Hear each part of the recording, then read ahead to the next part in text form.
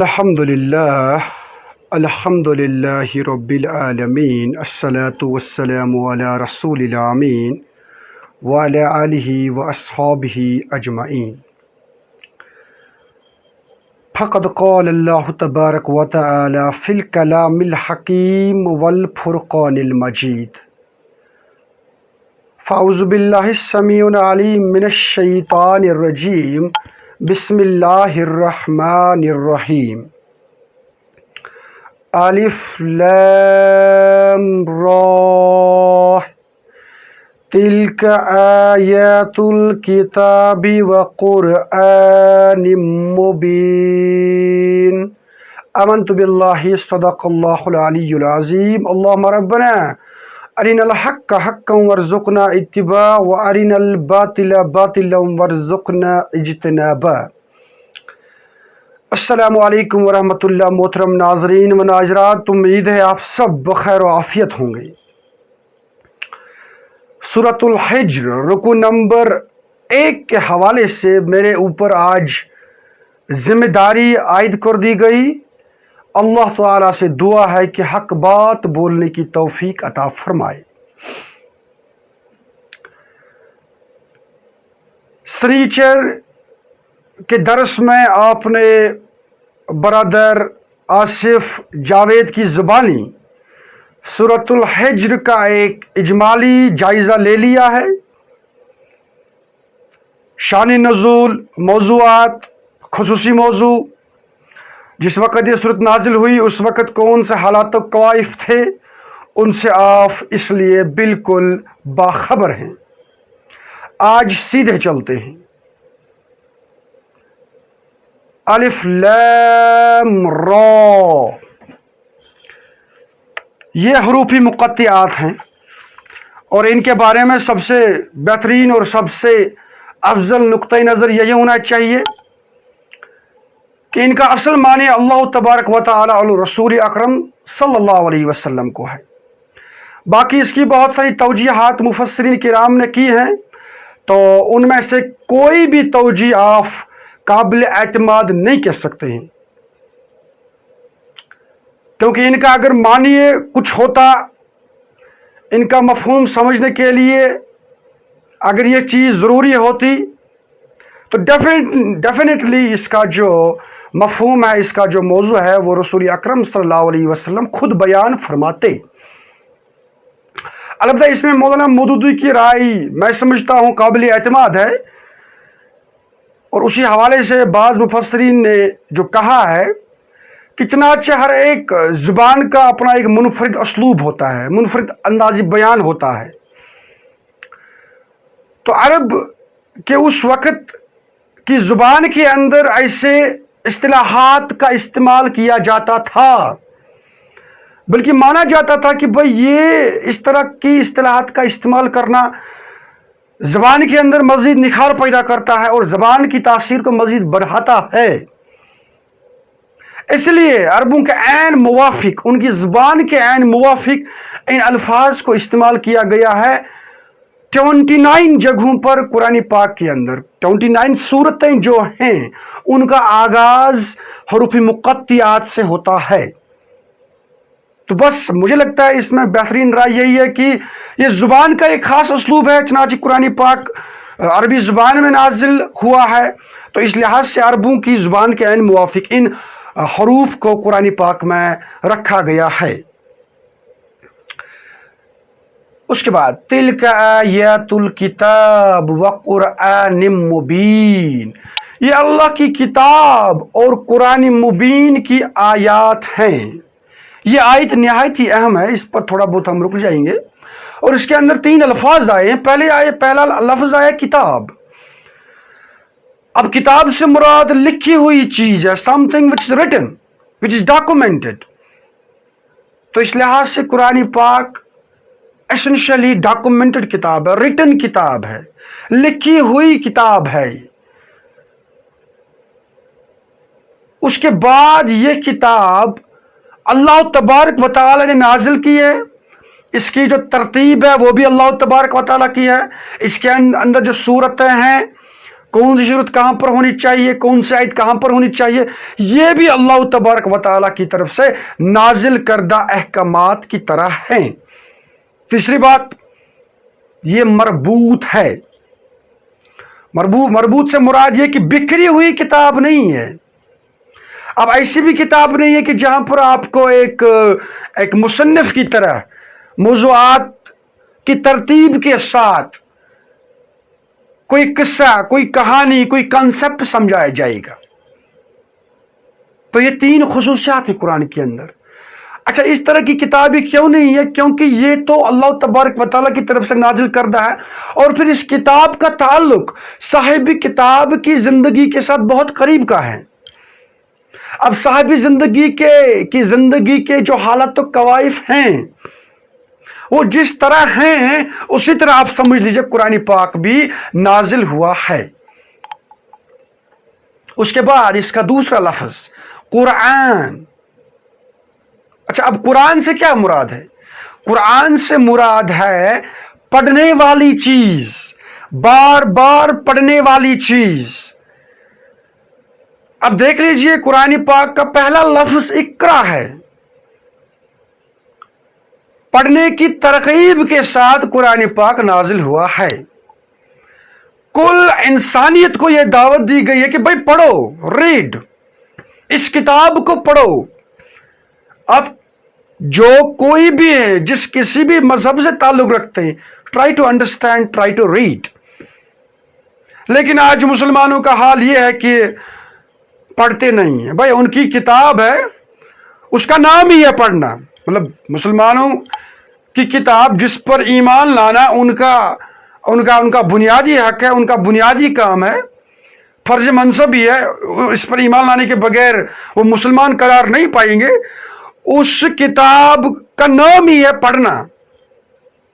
مطلب دنیا کا کوئی انسان کتاب لکھتا ہے، وہ اپنی کتاب کو کسی چیز کے ساتھ منسوب کرتا ہے، ٹھیک ہے؟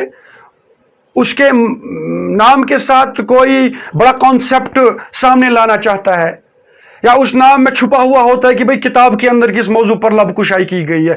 لیکن قرآن پاک کا اس طرح سے کوئی نام ہی نہیں رکھا گیا ہے۔ سمپلی قرآن، مطلب ریڈ، جسٹ ریڈ۔ لیکن مسلمانوں کا حال آج یہ ہے کہ بھئی پڑھتے نہیں ہیں، اور پھر اس نہ پڑھنے کی وجہ سے ان کے اوپر کس قسم کے مصائب برس رہے ہیں، وہ کس حالت زار میں ہیں، وہ کس قسم پرسی میں ہیں، وہ کس خباثت میں ہیں، وہ کس ہلڑ بازی میں ہیں، وہ کس شیطانیت کے شکار ہو چکے ہیں، وہ تو بالکل آپ کے سامنے عیاں ہیں۔ دیکھیے، یورپ کا ایک اوسط آدمی ایک تحقیق کے مطابق 2021 کی تحقیق ہے، یہ 7 سے 8 گھنٹہ پڑھائی میں صرف کرتا ہے۔ 7 سے 8 گھنٹہ ایک ہفتے میں۔ دیٹ مینز ایک دن میں ایک اوسط یورپین 1 گھنٹہ پڑھائی میں صرف کرتا ہے۔ مطلب وہ لوگ اس چیز کو بالکل ایسا ہی سمجھتے ہیں جیسے ہم صبح اپنا وقت نکالتے ہیں، بریک فاسٹ کرتے ہیں، لنچ کرتے ہیں، ڈنر کرتے ہیں، کوئی مشغلہ ہوتا ہے اس کے لیے کام نکالتے ہیں۔ تو جس طریقے سے یہ کھانا پینا ہماری زندگی کا جزو لا ینفک ہے، ان کی زندگیوں کا جزو لا ینفک ہے، اسی طریقے سے وہ اپنی روزمرہ کے معمولات میں کچھ وقت نکالتے ہیں محض پڑھائی کرنے کے لیے۔ مطلب دس از نیسیسری، وداؤٹ دس مطلب وہ دن کی شروعات نہیں کر سکتے ہیں۔ بھائی اس کے مقابلے میں اگر آپ اپنے دیش پر نظر دوڑائیں گے تو چند اعداد و شمار میں آپ کے ساتھ شیئر کرنے والا ہوں، ان کو غور سے سنیے گا۔ یہ میرے خود کے اعداد و شمار ہیں، ان پر میں نے اپنے طریقے سے تحقیق کی ہے، لیکن یہ غور طلب تحقیق ہے۔ اس میں حالانکہ میں نے اعداد و شمار کے ساتھ اپنے دوستوں کے کہنے کے مطابق میں نے مبالغہ آرائی کی ہے، ایگزیجریشن کی ہے، زیادہ سے زیادہ فگرز رکھے ہیں، میں زیادہ ہی رکھوں گا، اور پھر دیکھتے ہی نتائج کیا نکلتے ہیں۔ بھائی اس بات کو پھر سے ذہن میں رکھیں کہ قرآن نام ہی ہے پڑھنے کا۔ مسلمان اس طرح سے یہ بات بھی ثابت ہو جاتی ہے کہ مسلمانوں کا ایمان ہے پڑھنے پر۔ اگر آپ کا ایمان قرآن پر ہے تو اس کا مطلب ہے آپ کا ایمان ہے پڑھنے پر۔ और पढ़ाने पर। देखिए, department of research and libraries की तरफ से कश्मीर में 2021 के अंदर 80,000 किताबें इनसे ली गई। हालांकि 80,000 किताबों को नहीं पढ़ा होगा, हम समझते हैं 80 की 80,000 किताबें पढ़ी गई हैं। अच्छा, आप किताबें खरीदने के लिए आपके पास मार्केट्स हैं, आपके पास ऑनलाइन स्टोर्स हैं, आपके पास मतलब हमारी जो रफाई तंजीमें होती हैं, मसाजिद होती हैं, वहां पर लाइब्रेरीज होती हैं। अच्छा, बाज़ दोस्त इंटरनेट से भी किताबें पढ़ते हैं। इन तमाम ज़रा पर एक मुहतात सी नज़र डालने के बाद, इस पेशे के साथ जुड़े अफराद से बातचीत करने के बाद मैंने पाया कि इनके यहाँ कश्मीर में 2021 के अंदर 3 लाख किताबें खरीदी गई हैं। इन 3 लाख किताबों को भी हम समझते हैं कि इनको खरीदा गया है, लिया गया है और फिर पढ़ा गया है। कुल कश्मीर में 2021 के अंदर 3,80,000 किताबें खरीदी गई हैं। अच्छा, एक नॉर्मल किताब को पढ़ने के लिए एक इंसान को कम से कम 8 घंटा चाहिए। इस तरह से अगर आपको 3,80,000 किताबें पढ़नी है, इसका मतलब यह हुआ कि आपको 30,40,000 घंटा चाहिए 3,80,000 किताबें पढ़ने के लिए। अब देख लीजिए, आप एक इंसान के पास एक साल के अंदर 8,760 घंटा होते हैं। इसका मतलब हुआ कश्मीर की कुल आबादी 68 लाख है। 2011 के सेंसस कश्मीर के अंदर 68 लाख पीपल रहते हैं। तो कुल मिलाकर 68 लाख पीपल के पास 2021 में 59 अरब 56 करोड़ एंड 80 लाख घंटा दस्तयाब होते हैं। इन 59 अरब 56 करोड़ एंड 80 लाख घंटों में हम लोगों ने महज 30,40,000 घंटा पढ़ाई में सर्व किए हैं। इनको जब आप कैलकुलेट करेंगे ना, तो पता चल जाएगा आपको कि कश्मीर के अंदर एक औसत इंसान ने एक हफ्ते में महज 6 मिनट पढ़ाई में सर्व किए हैं, जो कि अगर हम दिनों में तकसीम करेंगे 1 मिनट से भी कम बनता है। और अगर आप दिन में 1 मिनट से कम पढ़ाई में सर्व करते हैं, आप यह कह सकते हैं कि भाई हम लोग पढ़ते ही नहीं हैं, वी डोंट रीड। 1 मिनट से कम का टाइम आप पढ़ाई में सर्व करते हैं, तो ये क्या करते हो आप? ये कौन सी किताब आप पढ़ते हो? और इसके मुकाबले में यूरोप का शख्स 1 घंटा पर डे पढ़ाई में सर्व करता है। तो अब खुदारा मुझे बता दीजिए कि तरक्की के मनाजिल तय करने में वो लोग आगे होने चाहिए या हम लोग होने चाहिए? अलमिया है ये उम्मत मुस्लिमा पर, उनकी किताब जिसका बुनियादी नाम ही है पढ़ना, पढ़ाना, बार बार पढ़ना, वो लोग इतनी कसम पुरसी के शिकार हैं। आप देख लीजिए ना, मतलब दुनिया के अंदर जो बड़ी बड़ी शख्सियात हैं, इस वक्त दुनिया का जो सारा इंतजाम व इंसराम चला रहे हैं, टेक्नोलॉजी के फील्ड में, पॉलिटिक्स के फील्ड में, सोसाइटी के फील्ड में, साइंस के फील्ड में, अच्छा रिलीजन के फील्ड में, वो लोग कितना पढ़ते हैं? मतलब इस वक्त दुनिया के अंदर सबसे बड़ा आदमी बिल गेट्स को माना जाता है, माइक्रोसॉफ्ट के जो फाउंडर एंड सीईओ हैं। अच्छा, बिल गेट्स को अगर आप सर्च करेंगे गूगल पर या यूट्यूब पर, तो आप देख लीजिए उनका देख लेंगे, उनका बराह रास्त ताल्लुक पढ़ने पढ़ाने से है। अपने दिन की शुरुआत अगर हम लोग कश्मीर के लोग ब्रेकफास्ट से करते हैं, अजके सुबह चाय का पास वन निंद्र मुझे बिहित अच्छा फिक्र गमुज लाहक है आज के खेमो। लेकिन ये फिक्र लाहक नहीं होती है। भाई आज आपने अपनी रूह के लिए कौन सा गुज़ा तैयार कर रखा है? आज किस मौजू पर आप गौर खोज करेंगे? भाई आलिम बनने के लिए नहीं, खुद के लिए, खुद के लिए। किताब असल में क्या सिखाती है? यह इंसान को सिखाती है जिंदगी जीने के आदाब और असूल।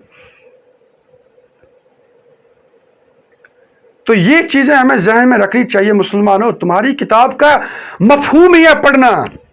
क्या हुआ है, तुमको पढ़ते नहीं हो। कश्मीर का औसत शख्स 1 मिनट से भी कम अपने दिन में पढ़ाई पर सर्व करता है। भाई कहां आगे बढ़ोगे भाई? अगर तुम अब डिस्कशन करते भी हो, अलमी मुनाजरे करते भी हो, पता नहीं वो कौन सा फायदा हमें दे रहे हैं, हमारी मिल्लत को दे रहे हैं। इन तमाम चीजों को लेकर मैं असल में ये चीज सामने लाना चाहता हूं, भाई पढ़ना है। और मैं आपको ये नहीं कहता हूं कि आपको महज कोई मखसूस किताब पढ़नी है, मखसूस तबके की किताब पढ़नी है, नहीं। अपने अकल के दरीचों को बिल्कुल खुला छोड़कर सब कुछ पढ़ना चाहिए। आंखें खुली खुली खुली होनी चाहिए, फिर सब कुछ पढ़ना चाहिए। अच्छा, उसके बाद इस आयत में एक और लफ्ज आया है, रोशन। अच्छा, ये जो किताब है ये रोशन किताब है, इसमें कोई शक नहीं है, इसमें कोई ऐसी बात नहीं है जो समझने में आपको दिक्कत हो जाए। खुली किताब है ये किताब जिस शख्स पर नाजिल हुई है उस शख्स की शख्सियत को देखो, उसके उसवे हसने को देखो, बिल्कुल खुली किताब है। मतलब उसकी जो निजी जिंदगी है, उसकी जो अज़दवाजी जिंदगी है, वो भी खुली किताब की तरह है। अब जब साहिब किताब की जिंदगी इतनी खुली होगी तो किताब बजात खुद कितनी खुली और रोशन होगी, ये समझने वाली बात है। लेकिन कंडीशन वही है कि भाई हम इस किताब की तरफ जाएं। मतलब हालात बहुत खतरनाक हैं, हम क्या कहें अपने आप को, हम मुसलमान हैं, हमारी निस्बत रसूल अकरम सल्लल्लाहु अलैहि वसल्लम से है।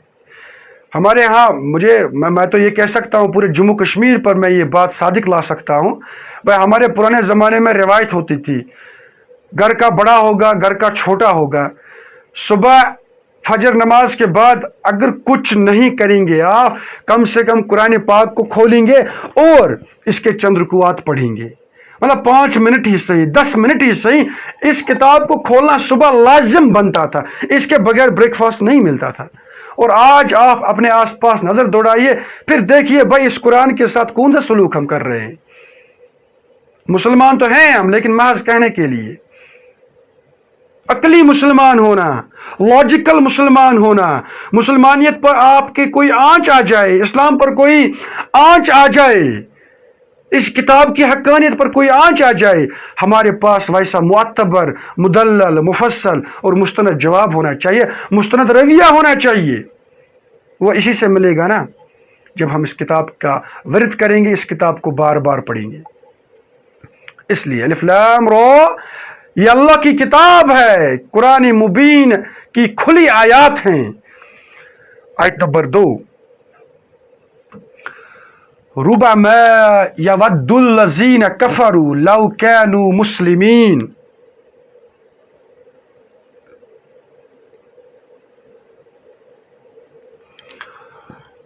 एक वक़्त ये लोग ख्वाहिश करेंगे, जिन लोगों ने कुफ्र किया था, कि काश वो मुसलमान होते। अब ये जो यहां पर आया है, एक वक़्त आएगा या वक़्त आएगा या किसी मोड़ पर ये लोग कहेंगे काश हम लोग मुसलमान होते। ये इसको आप समझ लीजिए, ये कल का वक़्त है। ये आज के बाद का जो वक़्त आएगा वो ही है। अगर मैंने सुबह की, ये शाम का वक़्त है। अगर इस वक़्त 7:30 बजे हैं, ये समझ लीजिए आप 7:31 हैं, क्योंकि कुरान ने कहा या अय्युहल्लज़ीना आमनुत्तकुल्लाह वलतंजुर नफ्सुम मा क़द्दमत वलतंजुर। आप देख लीजिए कल के लिए आपने कौन सा सामानी ज़ीस्त फराहम किया है, कल के लिए आपने कौन सी तैयारी की हुई है।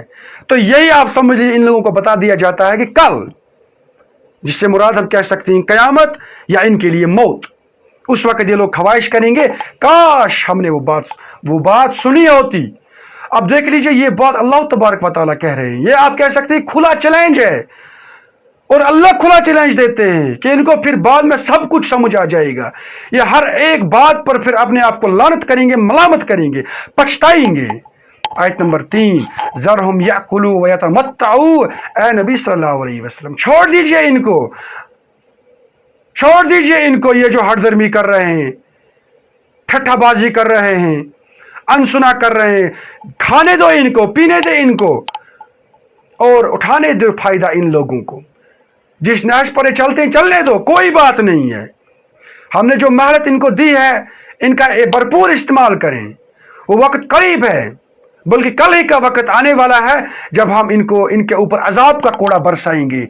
वयुल्हिहिमुल अमल, और लंबी लंबी उम्मीदें इनको गाफिल किए हुए हैं। मुशरिकीन अरब ये भी सोचते थे कि हम जिन देवी देवताओं पर, जिन बुतों पर ईमान लाते हैं और उनको भी खुदा मानते हैं, छोटे छोटे खुदा मानते हैं, ये कल को अल्लाह की जनाब में हमारी सिफारिश करेंगे। इस किस्म का अकीदा इन लोगों के पास था, इस किस्म की उम्मीद, झूठी उम्मीद थी इन लोगों के पास। हमारे पास भी आजकल बहुत सारी झूठी उम्मीदें होती हैं। भाई जवान हूं, कोई बात नहीं है, बाद में तौबा करूंगा, अभी बहुत लंबी उम्र पड़ी हुई है। भाई किसी का ना हक गजब कर लेते हैं, भाई ये एक चीज खाने दो, उसके बाद कभी नहीं खाऊंगा।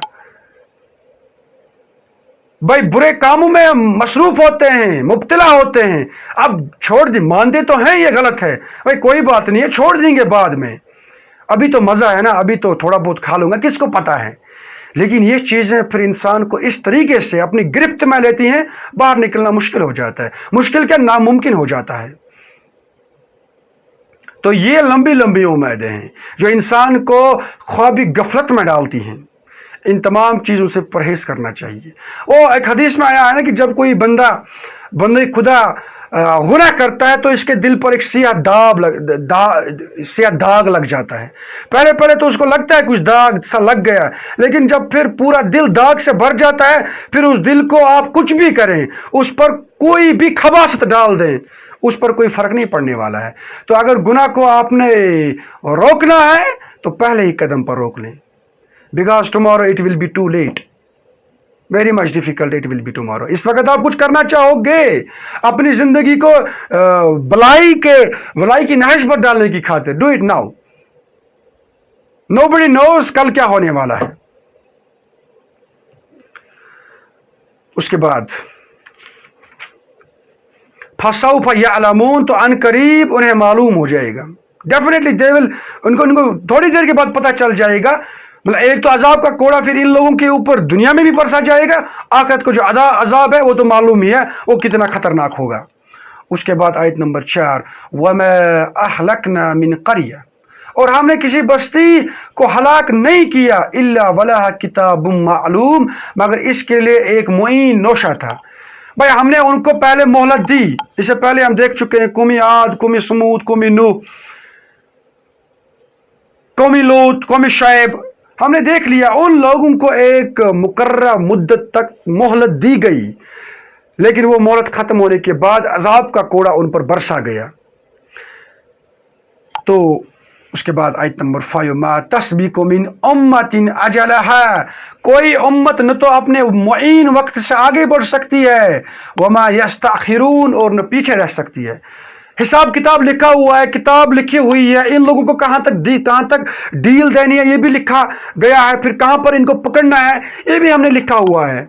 लेकिन काश मुशरिकीन समझते, अपने आसपास के हालात और वाक़यात देखने, अपने जो पेशरो हैं उनकी तारीख देखते, बल्कि देखते हैं, बावजूद उसके ये लोग ये समझने से कासिर हैं कि हमने एक मुद्दत तक किसी को मोहलत दी, लेकिन जब वो अपनी हदें बिल्कुल फलांग गया, जब उसकी खबासत बिल्कुल वाज़िया हो गई, तब फिर हमने उनको पकड़ लिया।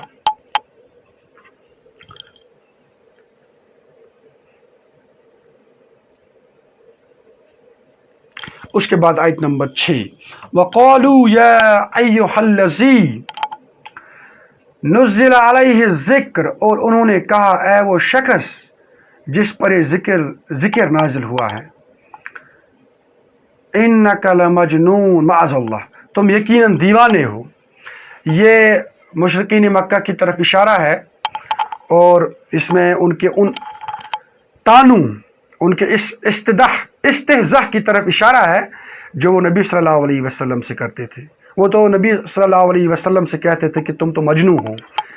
इस तरह से ये बात साबित हो जाती है कि ये जो सूरत है ये मक्की दौर के बिल्कुल इब्तिदाई दौर में नाजिल हुई है, क्योंकि उस वक़्त जब नबी सल्लल्लाहु अलैहि वसल्लम ने इस बात का इंकिशाफ किया کہ بھئی میرے اوپر وہی نازل ہوتی ہے، میں اللہ کا پیغمبر ہوں، میرا دین اور میرا عقیدہ یہ ہے، تب ان لوگوں نے، بعض نے تانوں کے طور پر اور بعض نے سنجیدگی کے طور پر بھی کہا تھا کہ تم تو دیوانے ہو، بلکہ بعض نے کہا تھا اگر آپ چاہو تو ہم آپ کو کسی طبیب کے پاس لے جائیں گے، اسے دکھائیں گے کہ بھئی اس کو کیا ہوا ہے۔ لیکن ان تمام اعتراضات کو اللہ تبارک و تعالیٰ نے اپنی کتاب میں واشگاف کر دیا اور کہہ دیا کہ میرا یہ صاحب نہ تو گمراہ ہے نہ تو بہکا چلا ہے۔ سورہ نون میں ہم دیکھے ہیں کہ اللہ تبارک و تعالیٰ نے کس طریقے سے اپنے نبی برحق کی حقانیت کو واضح الفاظ میں پیش کر دیا، ما انت بنعمت ربی کا مجنون، آپ اپنے رب کے فضل سے مجنون نہیں ہو۔ اس طریقے سے سورہ نجم میں ہے، وَالنَّجْمِ إِذَا هَوَىٰ مَا ضَلَّ صَاحِبُكُمْ وَمَا غَوَىٰ وَمَا يَنطِقُ عَنِ الْهَوَىٰ إِنْ هُوَ إِلَّا وَحْيٌ يُوحَىٰ عَلَّمَهُ شَدِيدُ الْقُوَىٰ۔ میرے یہ ساتھی جو ہیں یہ تو نہ کبھی بہکے ہیں نہ کبھی بے راہ ہوئے ہیں۔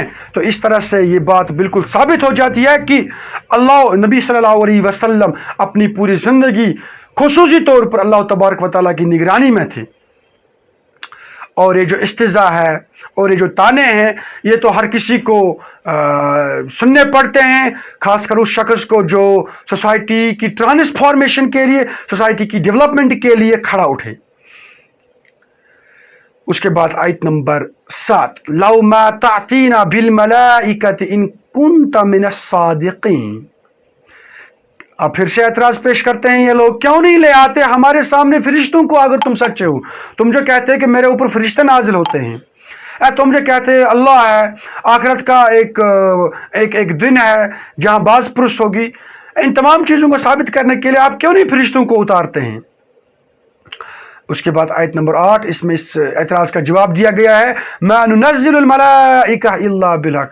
اللہ تبارک و تعالیٰ کہتے ہیں ہم نہیں اتارا کرتے فرشتوں کو مگر حق کے ساتھ، یعنی کہ یہ تمہاری خواہش نہیں ہے، یہ اللہ تبارک و تعالیٰ ایسے بھی نہیں کہ ان کو شرارت آ جائے تمہاری اس کٹ حجتی پر، نہیں، وہ بردبار ہیں، اور وہ آپ سے کہنا چاہتے ہیں کہ اللہ تبارک و تعالیٰ جب فرشتوں کو بھیجیں گے تو اتمام حجت ہوگا، اور ہمیں معلوم ہے اس کے باوجود بھی تم لوگ نہیں مانو گے، کیونکہ تم لوگ میرے اس نبی کو بالکل اسی طرح جانتے ہو جس طریقے سے تم اپنے بال بچوں کو جانتے ہو۔ ہمارے تو تمہارے دلوں کا حال پوری طرح سے اس سے ہم واقف ہیں، تم لوگ میرے نبی کو ماننے والے نہیں ہو۔ اب اگر میں نے فرشتوں کو بھیجا تو اتمامی حجت ہوگا، وہ پھر عذابوں کے ساتھ اتر جائیں گے۔ آپ نے دیکھا نہیں قوم لوط کے اوپر کس طریقے سے فرشتے عذاب کے کوڑے کے ساتھ برسا دیے گئے، اس طریقے سے وَمَا كَانُوا إِذًا مُنذَرِينَ، پھر انہیں کسی قسم کی مہلت نہیں دی جائے گی۔ اس کے بعد آیت نمبر 9، إِنَّا نَحْنُ نَزَّلْنَا الذِّكْرَ وَإِنَّا لَهُ لَحَافِظُونَ۔ بہت اہم آیت ہے، یقیناً ہم نے ہی یہ ذکر نازل کیا ہے اور بلا شبہ ہم ہی اس کے محافظ ہیں۔ یہ دلالت کرتا ہے اس بات پر کہ قرآن پاک کا ایک ایک لفظ مامون ہے، محفوظ ہے، اس کے اندر زبر کے برابر بھی کوئی قلم زنی نہیں کر سکتا، کیونکہ اس کی حفاظت کی ذمہ داری خود اللہ تبارک و تعالیٰ نے لی ہے۔ یہ اللہ تبارک و تعالیٰ کا کلام ہے، جیسا کہ اس میں اللہ تبارک و تعالیٰ فرماتے ہیں یقیناً ہم نے ہی یہ ذکر نازل کیا، دیٹ مینز یہ منزل من جانب اللہ ہے، ٹھیک ہے نا، یہ اللہ تبارک و تعالیٰ کی طرف سے نازل کردہ کتاب ہے، یہ اللہ تبارک و تعالیٰ کا کلام ہے، اس کا ایک ایک لفظ اللہ تبارک و تعالیٰ کا نازل کردہ ہے۔ اس طرح سے یہ آیت ختم نبوت پر بھی دلالت کرتی ہے، کیونکہ اس میں اللہ تبارک و تعالیٰ نے کیا کہا، ہم اس ذکر کے محافظ ہیں، یعنی کہ اب اس ذکر میں کسی قسم کی کوئی ترمیم نہیں ہو سکتی ہے، دس از سیکیورڈ۔ اب سیکیورڈ وہی کتاب ہو سکتی ہے جو آخری کتاب ہوگی، نہیں تو اس سے پہلے جو کتابیں آئی وہ سیکیورڈ نہیں تھی، اگر وہ سیکیورڈ ہوتی تو ہم کہہ سکتے ہیں وہی آخری کتابیں ہوتی۔ اب اس کا مطلب ہے اس کتاب کے اندر سیٹسفیکٹری، مور دین سیٹسفیکٹری ہدایات ہیں انسان کی کامیابی کے لیے، ایک پوائنٹ. دوسرا پوائنٹ یہ سیکیورڈ ہے. اس طرح سے یہ ختم نبوت پر بھی دلالت کرتا ہے کہ میرے یہ جو نبی ہیں، میرے یہ جو صاحبی کتاب ہے، یہ آخری نبی ہیں، کیونکہ ان کے اوپر جو کتاب میں نے نازل کی یہ محفوظ ہے اور اس میں ہدایت کا پورا سامان موجود ہے. تو پھر نبی علیہ السلام کے بعد اور آج کے زمانے میں بھی جتنے فرقے، جتنے لوگ ابھرے ہیں، کھڑا ہوئے ہیں، نبوت کا دعویٰ کرتے ہیں، ان کی نبوت بالکل جھوٹی ہے، دیوار پر دے مارنے کے لائق ہے. ان کو کسی بھی حال میں، کسی بھی طریقے سے ان کا ایک لفظ بھی ہم سننے کے قائل نہیں ہونے چاہیے، کیونکہ قرآن خود دلالت کرتا ہے یہ کتاب سیکیورڈ ہے، اس نبی کی زندگی سیکیورڈ ہے، اور یہ کتاب سیٹسفیکٹری ہے ہدایت کو پانے کے لیے، اور اس نبی کی اسوہ بالکل سیٹسفیکٹری ہے ہدایت کو پانے کے لیے. اب لازمی سی بات ہے، یہ عقلی بات ہے.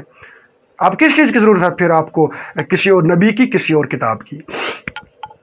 اچھا، اس آیت میں ایک اور لفظ آیا، ذکر.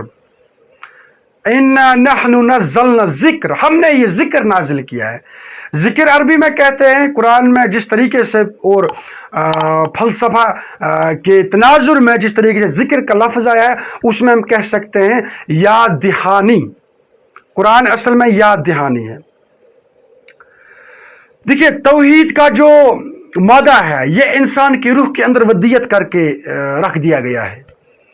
حق شناسی اور قرآن کے اندر جو باقی مطلب رسالت، توحید، کتاب اور آخرت کے حوالے سے جو کانسیپٹس ہیں، ان کو ایسنشلی ہماری روح کے اندر ودیت کر کے رکھ دیا گیا ہے. مطلب یہ انہیریٹڈ چیز ہے ہمارے اندر ہے. ہمارا دل گواہی دیتا ہے بھائی یہ چیز ٹھیک ہے، یہ بری چیز ہے، اگرچہ ہم کچھ نہ جانتے ہو. دلالت کرتا ہے ہمارے دل کے اندر پہلے سے ہی کوئی چیز ودیت کر کے رکھ دی گئی ہے. اب بعض وجوہات کی بنا پر ہمارے دل کے اندر یہ جو تصورات ہیں، ان پر کوئی پردہ چھا گیا ہے. اسی پردے کو ہٹانے کے لیے قرآن آیا ہے. اسی لیے اس کا نام کیا رکھا گیا ہے؟ یاد دہانی، ذکر. وہ جو آپ کے ڈورمنٹ سٹیج میں، ڈورمنٹ پلیس میں جو چیزیں ہیں، وہ مطلب اس دنیا میں آنے کے بعد ان پر کوئی پردہ سا آ گیا ہے. آپ اسی پردے کو ہٹانے کے لیے یہاں پر اس کتاب کو لایا گیا ہے. اس کے بعد آیت نمبر 10، وَلَقَدْ أَرْسَلْنَا مِن قَبْلِكَ فِي شِيَعِ الْأَوَّلِينَ، اور اے نبی ہم نے آپ سے پہلے بھی رسول بھیجے تھے پہلی جماعتوں میں. آیت نمبر 11، وَمَا يَأْتِيهِم مِّن رَّسُولٍ إِلَّا كَانُوا بِهِ يَسْتَهْزِئُونَ، اور نہیں آیا ان کے پاس کوئی بھی رسول مگر وہ اس کے ساتھ استہزاء ہی کرتے رہے. یعنی اس میں اب نبی صلی اللہ علیہ وسلم کو بتا دیا گیا ہے یہ استہزاء کرنا، یہ تانے بازی کرنا، یہ باقی آپ کو تنگ طلب کرنا، یہ کوئی نئی بات نہیں ہے. آج تک جتنے بھی پیغمبر ہم نے بھیجے، جتنے بھی مصلح ہم نے بھیجے، ان کے ساتھ بالکل یہی روش اختیار کی گئی. اور آج کل کے زمانے میں بھی ان تمام لوگوں کو جو دعوت کے ساتھ منسلک ہیں، جو حق کو عام کرنے کے ساتھ منسلک ہیں، ان کو یہ بات یاد رہنی چاہیے کہ ان کا بھی استحصاء اور تمسخر اٹھایا جا سکتا ہے. قرآن سے ثابت ہے یہ روش بالکل آخرت تک چلے گی. جو حق پسند لوگ ہوں گے، حق کو پھیلانے والے لوگ ہوں گے، ان کو بہت سارا تنگ طلب کیا جائے گا. یہ سنت ہے، اور اس سنت کو اختیار کرنے کے لیے ایک دائی کو اپنا آپ خوش نصیب سمجھنا چاہیے، کیونکہ یہی معاملہ پیغمبروں کے ساتھ ہوا ہے. اس کے بعد آیت نمبر 12، کذالک نسلکہ فی قلوب المجرمین، اسی طرح ہم اس بات کو ڈال دیتے ہیں، نکال دیتے ہیں، برسا دیتے ہیں مجرموں کے دلوں پر. یعنی اس کا اصل مطلب کیا ہے؟ اس کا اصل مطلب یہ ہے کہ بھائی مطلب اس کا اگر ہم مطلب سمجھ لیں گے اس آیت کا، تو وہ یہ ہو سکتا ہے کہ بھائی جو ایمان والے لوگ ہیں وہ دعوت کو اپنے دل کے اندر جذب کر لیتے ہیں. پھر جب کسی بنجر زمین کے اوپر جب پانی برستا ہے، یا جو پانی کی خاطر ترس رہا تھا جو زمین کا ٹکڑا، اس کے اوپر جب پانی برستا ہے تو وہ اپنے اوپر بہت سارے سرسبز اور شاداب پیڑ اگا دیتا ہے. اس کے مقابلے میں جو بنجر زمین ہوتی ہے، جو مطلب زرخیز زمین نہیں ہوتی ہے، وہ اپنے اندر پانی کو جذب ہی نہیں کر پاتا ہے، وہ بالکل ایسی پانی کو چھوڑ دیتا ہے۔ تو اسی طریقے سے بتا دیا گیا ہے کذالک نسلکہ فی قلوب المجرمین، یعنی کہ ہماری جو یہ بات ہے، ہماری جو دعوت ہے، ایک سائڈ سے ڈالتے ہیں، دوسرے سائڈ سے نکالتے ہیں، ان کے دلوں سے، مجرمین کے دلوں سے۔ یہ اس بات کو سمجھنے کے لائق نہیں ہے، بلکہ ایسا بھی کہہ سکتے ہیں ان کے دلوں کے اوپر ہماری بات بالکل اسی طرح سے برستی ہے اور واپس آ جاتی ہے جس طریقے سے آپ کسی ہارڈ مٹیریل پر کوئی چیز ڈالتے ہیں، وہ واپس دیتا ہے اس چیز کو۔ اس کے بعد آیت نمبر 13، لا یؤمنون بہ، تو اے نبی صلی اللہ علیہ وسلم یہ لوگ ایمان نہیں لائیں گے، وقد خلت من سنت الاولین، اور پہلے لوگوں کی سنت گزر چکی ہے۔ یعنی کہ آپ جب دعوت دیں گے، جو سلیم الفطرت لوگ ہوں گے، جن کے اندر دعوت کو جذب کرنے کا مادہ ہوگا، they will accept it, they will get attracted towards you, they will admit it، بلکہ وہ آپ کے مددگار بن جائیں گے۔ لیکن بعض لوگ ایسے بھی ہوں گے جو دعوت کو قطعی طور پر قبول نہیں کریں گے، جانتے ہوئے بھی قبول نہیں کریں گے، اور یہ روش آپ دیکھیں گے آخرت تک جاری و ساری رہے گی۔ اس لحاظ سے آپ اس بات پر ذرا سا بھی آپ ملول نہ ہو جائیں۔ آیت نمبر 14، وَلَوْ فَتَحْنَا عَلَيْهِمْ بَابًا مِنَ السَّمَاءِ فَظَلُّوا فِيهِ يَعْرُجُونَ، اور اگر ہم ان پر آسمان کا کوئی دروازہ بھی کھول دیتے اور وہ اس میں چڑھنے لگتے۔ آیت نمبر 15، لَقَالُوا إِنَّمَا سُكِّرَتْ أَبْصَارُنَا، تب بھی وہ یہی کہتے ہماری تو نظر بندی کر دی گئی، بَلْ نَحْنُ قَوْمٌ مَسْحُورُونَ، بلکہ ہم پر تو جادو کر دیا گیا ہے۔ یعنی کہ ہمیں معلوم ہے، وہ جو ہمارے آس پاس میں بھی جب کوئی بندہ ایسا ہوتا ہے، مطلب جب ہمارے اوپر بالکل واضح ہو جاتا ہے بھائی اس نے بات سمجھی، لیکن اب یہ کٹ حجتی پر آتا ہے، فضول میں بحث اور مباحثے کرتا ہے، یہ اصل میں حق بات کو سمجھنا نہیں چاہتا ہے۔ اس کے متعلق ہمارے ایک استاد کہا کرتے تھے، اس کو اگر ہم حضرت جبریل بھی لا کر دیں گے تب بھی یہ ماننے والا نہیں ہے۔ بالکل یہی بات صادق آتی تھی مشرکین مکہ پر، ان کے متعلق فرمایا اللہ تبارک و تعالیٰ نے کہ اگر ہم آسمان سے کوئی دروازہ کھول دیں گے، پھر ان کو بتائیں گے آ جاؤ چڑھو اس پر پھر وہ اپنی آنکھوں سے دیکھتے سب کچھ جو اس وقت ان کے لیے غیب کی خبریں ہیں، تب بھی یہ لوگ ماننے والے نہیں ہیں، کیونکہ ان کی فطرت سلیم نہیں ہے۔ یہ لوگ محض اپنے مفادات کی خاطر حق بات کو ماننے سے انکار کر دیتے ہیں، تو یہ اس وقت بھی کہیں گے ہم پر کوئی جادو کر دیا گیا۔ اس لیے ان لوگوں کو بالکل آپ چھوڑ دیجئے، اپنی دعوت کو آگے بڑھاتے رہیے۔ تو یہی روش اس ہر ایک دائی کی ہونی چاہیے، دعوت کے ساتھ منسلک ہوتا ہے، بلکہ ہر ایک مسلمان کی ہونی چاہیے کہ وہ حق بات کی ترغیب دے دے اور آگے بڑھتا رہے۔ انہی کلمات کے ساتھ ہم آج کی رکوع کا اختتام کرتے ہیں۔ اللہ تبارک و تعالیٰ زیادہ بولنے سے زیادہ عمل کرنے کی توفیق عطا فرمائے۔ بولنے میں اگر کوئی غلطی ہوئی ہوگی تو اللہ تبارک و تعالیٰ اسے معاف کر دے، سننے میں اگر کوئی لغزش ہوئی ہوگی اللہ تبارک و تعالیٰ اسے ہمارے دلوں سے محو کر دے۔ ربنا تقبل منا انک انت السمیع العلیم۔ السلام علیکم ورحمۃ اللہ۔